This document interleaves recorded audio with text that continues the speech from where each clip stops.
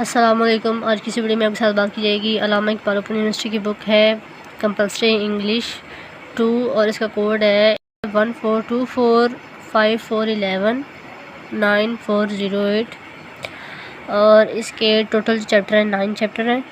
3 credit our की book है ये। और इस बुक में जो इस की जो पेपर में चीज़ें आती हैं वो सबसे पहले तो इसकी चैप्टर में से सवाल आते हैं और उसके बाद लेटर्स, एप्लीकेशन, डायलॉग, एसेस और इसके अलावा ग्रामर की चीज़ आती हैं। तो आपने इन चीज़ों को अच्छे तरीके से तैयार करना है। वो सारी चीज़ें आपको आज की इस वीडियो में मिल जाएंगी, तो आपने इस वीडियो को पूरा देखना है। सबसे पहले हमारे पास जो चैप्टर आता है वो है एकेडमिक राइटिंग के हवाले से। एकेडमिक राइटिंग बेसिकली होती क्या है? एकेडमिक राइटिंग वो राइटिंग होती है जो हम एग्ज़ाम, असाइनमेंट या पेपर्स में यूज़ करते हैं। इसका मतलब सिंपल मतलब ये है कि अपनी बात को क्लियर, फॉर्मल और प्रॉपर तरीके से लिखना।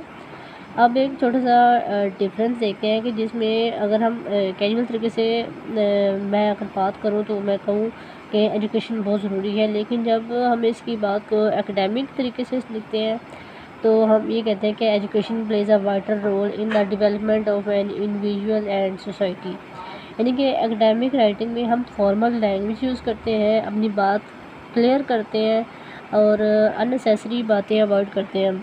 अब सवाल ये है कि एग्ज़ाम में एकेडमिक राइटिंग जो है उसको कैसे लिखना है, कैसे प्रेजेंट करना है। तो ये पेपरों में इस तरह आती है कि जिसमें ऐसे राइटिंग शामिल होती है, लेटर्स और एप्लीकेशन शामिल होती है और डायलॉग राइटिंग शामिल होती है और कॉम्प्रिहेंशन जहाँ आपको हिडन मीनिंग या समझना ज़रूरी होता है वहाँ पर ये यूज़ होता है और ग्रामर में ये चीज़ें यूज़ होती हैं।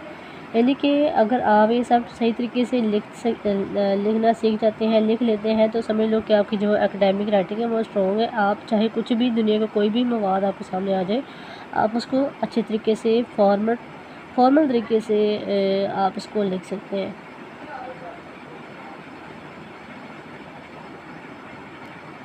नेक्स्ट हमारे पास जो चीज़ आती है वो होती है सीक्वेंस के हवाले से। सीक्वेंस क्या होता है? सीक्वेंस का मतलब होता है कि किसी भी काम या इवेंट को step by step proper order में बताना। यानी जो चीज़ पहले हुई है वो पहले लिखेंगे, जो बाद में हुई है वो बाद में लिखेंगे। अब एक एग्जांपल देख लेते हैं कि जिसमें हम देखते हैं कि हम सुबह जल्दी उठते हैं, फिर स्कूल जाते, यानी कि एक बच्चा है वो सुबह जल्दी उठता है, वो सुबह जल्दी उठा, इसने नमाज़ पढ़ी और फिर नाश्ता किया, फिर स्कूल गया। अगर हम इसका जो सीक्वेंस वाइज जो चीज़ नहीं होती, जो गलत तरीका होता है वो ऐसे होता है कि वो स्कूल गया, उसने नाश्ता किया और वो सुबह जल्दी उठा। इस तरह ये सीक्वेंस नहीं होता। सीक्वेंस ये चीज़ होती है कि वो सुबह जल्दी उठा, उसने नाश्ता किया, वो नमाज़ पढ़ी, नाश्ता किया और स्कूल गया, ये सीक्वेंस होता है। तो ये एग्ज़ाम में किस तरीके से यूज़ होता है? एग्ज़ाम में ये चीज़ जो है वो पैराग्राफ राइटिंग में यूज़ होती है, ऐसे में यूज़ होती है,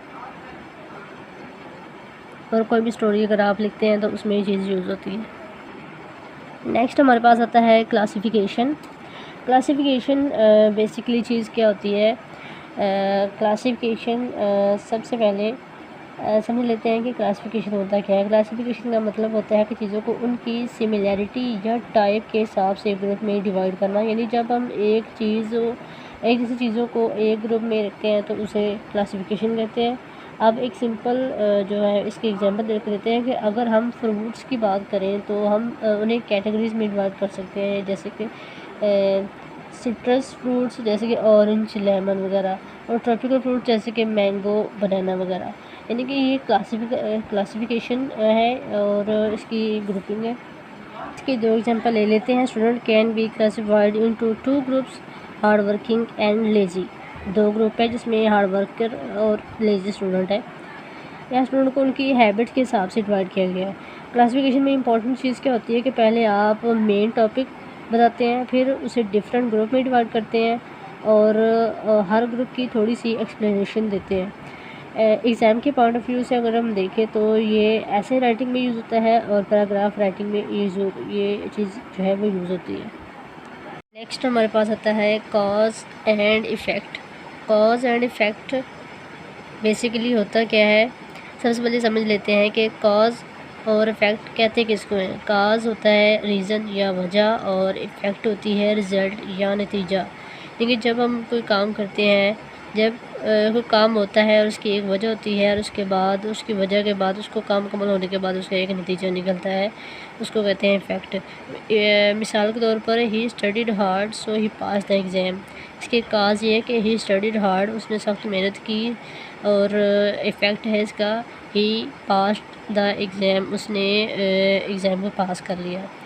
ये इसके जो इम्पोर्टेंट लिंक्स हैं, वर्ड है जो कि एक दूसरे को इसके साथ जोड़ते हैं, इसमें बिकॉज का वर्ड आता है, सो, देयरफॉर और एज अ रिज़ल्ट का वर्ड आता है।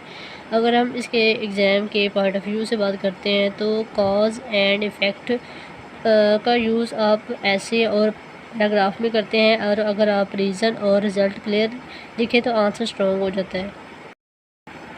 नेक्स्ट हमारे पास आता है comparison and contrast. Comparison and contrast का मतलब क्या होता है?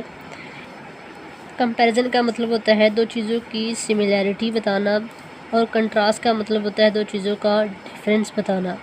एग्जाम्पल आप ये ले सकते हैं कि city life is fast and busy while village life is simple and peaceful. ये कंट्रास्ट है, इनके डिफरेंस है ये। और इसके इम्पोर्टेंट वर्ड जो यूज़ होते हैं वो है similarly, likewise, on the other hand और हाउएवर। और एग्ज़ाम के पॉइंट ऑफ व्यू से ये तकनीक ऐसे और पैराग्राफ में यूज़ होती है जिसका आप आंसर क्लियर और इंटरेस्टिंग तरीके से दे सकते हैं। तो याद रखें कि कंपैरिजन का मतलब सिमिलैरिटी है, और कंट्रास्ट का मतलब होता है डिफरेंस। और उसके बाद नेक्स्ट हमारे पास आता है एकेडमिक रीडिंग। एकेडमिक रीडिंग का मतलब होता है कि एकेडमिक का मतलब टेस्ट को सिर्फ पढ़ना नहीं बल्कि समझना और एनालाइज करना होता है। इसके मेन आइडिया, इसमें आप मेन आइडिया समझते हैं, इम्पोर्टेंट पॉइंट्स निकालते हैं और मीनिंग को डीपली समझते हैं। एग्ज़ाम के पॉइंट ऑफ व्यू से देखते हैं तो इसमें कॉम्प्रिहेंशन पैसेजेस में आपकी एकेडमिक रीडिंग चेक होती है। तो याद रखिए कि एकेडमिक रीडिंग समझ कर पढ़ना, ना कि सिर्फ रीड करना। उसके बाद आ जाता है इम्प्लाइड मीनिंग मेकिंग इन्फ्रेंसेस। इसमें आप इम्प्लाइड मीनिंग का मतलब होता है कि वो बात जो डायरेक्टली नहीं लिखी जाती, एक मतलब के तरीके से इसको हम समझाते हैं। मेकिंग इन्फ्रेंस का मतलब है कि क्लॉज से हिडन मीनिंग समझाना। एग्जाम्पल आप इसके ये लिख सकते हैं कि अली वोर अ जैकेट, अली ने जैकेट वोर की यानी कि पहनी, और डायरेक्ट नहीं लिखा, लेकिन इन्फ्रेंस इसका ये है कि ठंड की वजह से इसने जैकेट जो है वो पहनी है। और एग्ज़ाम के पॉइंट ऑफ व्यू से कॉम्प्रिहेंशन में आप हिडन मीनिंग में इसको पूछा जा सकता है। कॉम्प्रिहेंशन में आप से हिडन मीनिंग में पूछा जाता है ये, और ये कॉम्प्रिहेंशन और उसमें पैराग्राफ में यूज़ होती है ये चीज़। नेक्स्ट आ जाता है डेनोटेशन एंड कैनोटेशन। डेनोटेशन का मतलब होता है वर्ड का डायरेक्ट डिक्शनरी मीनिंग, और कैनोटेशन का मतलब होता है वर्ड का इमोशनल या हिडन मीनिंग। एग्जाम्पल इसकी ये है कि डेनोटेशन जहाँ आप रहते हैं, और कैनोटेशन कंफर्ट, लव, फैमिली। एग्ज़ाम के पॉइंट ऑफ व्यू से ये कॉन्सेप्ट कॉम्प्रिहेंशन और वोकैबुलरी में यूज़ होता है। नेक्स्ट लास्ट पे है रीडिंग न्यूज़पेपर। रीडिंग न्यूज़पेपर सिर्फ न्यूज़पेपर पढ़ना सिर्फ न्यूज़ लेना नहीं होता, बल्कि वोकैबुलरी इंप्रूव होती है, करंट नॉलेज मिलती है, और रीडिंग स्किल स्ट्रॉन्ग होती है। कैसे पढ़ना चाहिए? हेडिंग पर फोकस करना चाहिए, इंपॉर्टेंट न्यूज़ पढ़ें और न्यू वर्ड्स नोट करें। एग्ज़ाम के पॉइंट ऑफ व्यू से इससे आपकी कॉम्प्रिहेंशन और राइटिंग दोनों इंप्रूव होती हैं। और एग्ज़ाम में आपको एडवर्टाइजमेंट के हवाले से सवाल आता है, और इसके अलावा जॉब्स एडवर्टाइजमेंट जो होती हैं उसके हवाले से सवाल आता है। और किसी ने अगर अपनी चीज़ की कोई चीज़ ली है या उसकी एड्स देनी है, तो उसके वाले से सवाल आता है कि अगर इस तरह भी सवाल आ जाता है पेपरों में कि अगर आपने किसी कोई चीज़ ख़रीदी है या आपने कोई चीज़ सेल करनी है, तो इसके वाले से भी आपसे सवाल पूछा जा सकता है कि उसमें कौन कौन सी चीज़ें ऐड करनी चाहिए, किस तरह लिखना चाहिए, कौन कौन से तरीक़ाकार उसमें यूज़ होता है।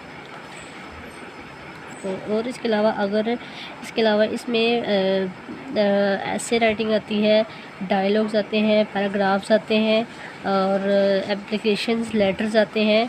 इस वीडियो को डिस्क्रिप्शन में इसका लिंक लगा हुआ है, मल्टीपल डायलॉग्स, एसेस का और एडवर्टाइजमेंट का, लेटर्स, एप्लीकेशन का लिंक लगा हुआ है डिस्क्रिप्शन में। तो आपने उनको देख लेना, उनकी वो वीडियोज़ को आपने देख लेना, तो आपका ये चीज़ जो है ये भी सॉल्व हो जाएगी।